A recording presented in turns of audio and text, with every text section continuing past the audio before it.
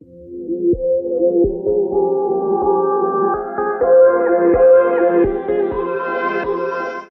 Friends, welcome to my channel. Okay, तो क्या आपको पता है कि आपका बच्चा कब उठता है, कब सोता है, दिन में कितने फीड्स लेता है, कितनी बार वो पी करता है, कितनी बार वो पू करता है? कभी आपने नोटिस किया है? सो टू ऑल न्यू मदर्स, आप अपने बच्चे की एक लॉग बुक बना के रखें। मेरा बेबी क्रैंकी होने के बाद भी हमारे साथ बहुत अच्छे से ट्रैवल भी करता है। हम कहीं भी जाते हैं, हमें परेशानी नहीं होती है। हम घर में भी पूरी मस्ती करते हुए उसके साथ खेलते हैं। तो इसमें सबसे यूजफुल जो मेरे लिए रहा है वो है लॉग बुक।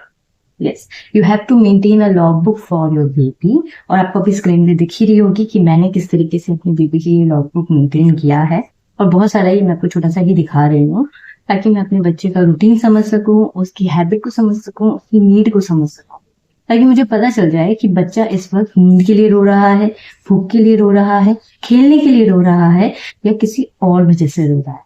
ओके, सभी न्यू मदर्स इस वजह से भी परेशान हो जाती है कि हमारा बच्चा क्यों रो रहा है। अगर आप एक लॉग बुक स्टार्टिंग से मेंटेन करके चलेंगे, so with in 3 to 4 months आपको पता चल जाएगा बेसिक रूटीन आपके बच्चे का। इनफैक्ट आप अपने बच्चे की साइन भी समझने लग जाएंगे कि आपका बच्चा जब फीड लेना चाहता है तो क्या रिएक्शन देता है, उसे पेन हो रहा होता है तब वो क्या रिएक्शन करता है, कैसे आपको बताता है, उसे जब खेलना है, बातें करनी है, इन सब चीजों के लिए बच्चे रोकर ही बताते हैं। इसलिए अगर बच्चा रोए तो आपको ये समझने की बिल्कुल जरूरत है कि वो सिर्फ भूख के लिए रो रहा है। वो किसी भी चीज के लिए रो सकता है। उसे एक ही तरीका पता है अपना कम्युनिकेट करने का, दैट इज रोना। हर एक पेरेंट्स अपने बच्चे के लिए एक लॉग बुक को जरूर मेंटेन करे। हम ऑफ कोर्स उनके पेरेंट्स हैं, बट हर एक बच्चा डिफरेंट होता है, इसलिए उसके अकॉर्डिंग हमें लॉग बुक तैयार करना है, ताकि हमें पता चल जाए कि एक्चुअली हमारा बच्चा कैसा है। सो लॉग बुक आपको मेंटेन कैसे करनी है? आप कोई भी एक, जो भी आपको नोटबुक, पहला नोटबुक, नोटपैड, अगर नोटपैड आपको पता हो इस तरीके से ओपन होती है, तो आप कुछ भी अपने साथ रखिए और उसे आप अपनी साइड टेबल में या जहां पर आप इजिली फटाफट पहुंच जाए वहां पर रखिए। स्टार्टिंग में जब अराउंड 40 to 45 डेज ऐसा होता है, तो वो थोड़ा कम काम रहता है क्योंकि आप घर के काम नहीं करते हो, तो उस वक्त आपके लिए थोड़ा मेंटेन करना ज्यादा इजी है। बाद में फिर आप धीरे धीरे बिजी होने लग जाते हो। तो मैं क्या करती थी, मैं सुबह जैसे ही मन्नू उठता था मेरा बेबी, तो उठने के बाद मैं उसे फीड कराती थी और इमीडिएटली फीड कराने के बाद वो सो जाता था। स्टार्टिंग में बच्चे सोते हैं, तो मैं नोट कर लेती थी।